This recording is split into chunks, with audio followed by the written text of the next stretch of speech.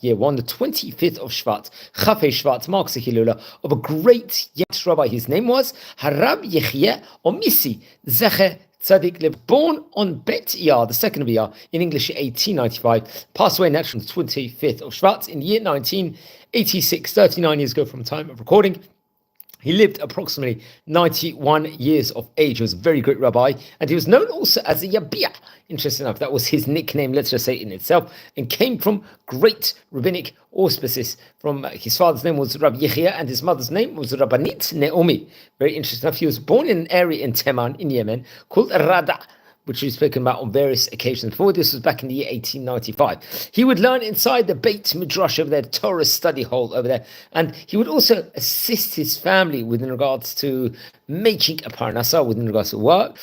When he was only 10 years of age, remember, it was very common in those days, especially in Yemen, where I believe they would actually help within regards to working in the family business or the family trade, let's just say, to order, let's just say, helping within regards to finances in of itself. Now, he would get married, it's reported, over to 2 women. His first wife was Rabbanit Simcha, and they would have children, including Shalom, Yael, and Yona, I believe. And Rabbanit Sada would have Tzadok with him. Also, I'm not too sure the timeline when he got married, at what stage in of itself. I'd recommend everyone to check that. Okay, he would actually become the rabbi of Rada, respectively. Remember, that was a place with a prominent Jewish community, I believe, at that point in time. And he was responsible in regards to various different tzedakah organizations, tzedakahs over there of the Jewish community in that city. I believe at that point in time, there was, let's just say, a renaissance of Aliyah. Many people wanted, obviously, going at that point in time to the land of Israel. And there was a famous, let's say, Aliyot called Al-Kamfei Nesharim, which actually came, I believe, very much from Rada in of itself. Many of the Jewish community over there would actually move from Teman and make their way towards Eretz Yisrael. I believe that while he was actually traveling to make this move, he would stop over in Aden, where he would actually work as a rabbi over there. He would be a shochet, a rabbi performing kosher slaughterer, and a mohel, a rabbi that would perform circumcisions. And many of the great, especially Sephardi rabbanim, would take on various different life cycle Jewish professions while they were working as rabbis in their respectively area. And then eventually he would actually immigrate to Israel and land or arrive at the Sha'ar Aliyah immigrant camp over there. That's where I believe the people were actually camping at that stage in time. And afterwards, he would move to Rishon LeZion, the city of Rishon LeZion, and that's a place we've spoken about on various occasions before. It's a city in Israel. I think it was reported that there was a housing shortage at that point in time.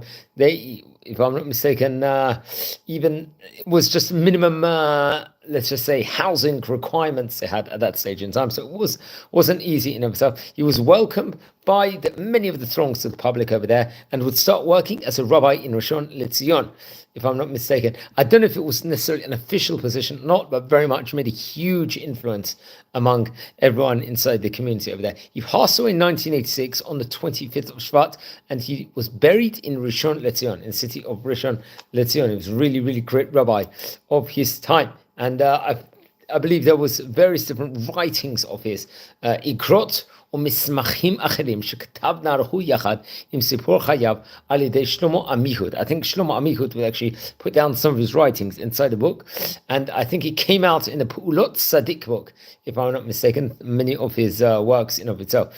And I think there was a Likutei Mehatorah also on the Mishnah and the various different sources within regards to it. And it was featured inside the book called the Mashiv Nefesh. It was reported over. And friends, we're a community here. We're learning about the great rabbis of Rabbi Yihya Omisi. He was one of the great rabbis of Yemen of his time. He passed away in 1986, the 25th of Shvat. Don't forget to light candles in memory. If you happen to be related to any of the great rabbis, please let me know. I would love to hear more information. If you feel anyone will be interested in watching these videos, share them to those people respectively, and please subscribe to the channel. We've already covered about 700 plus great chachamim of yesteryear, and watch over all the previous videos. I'm wishing you all the Shavua Tov here from Israel. Take care, everybody, and have a great night.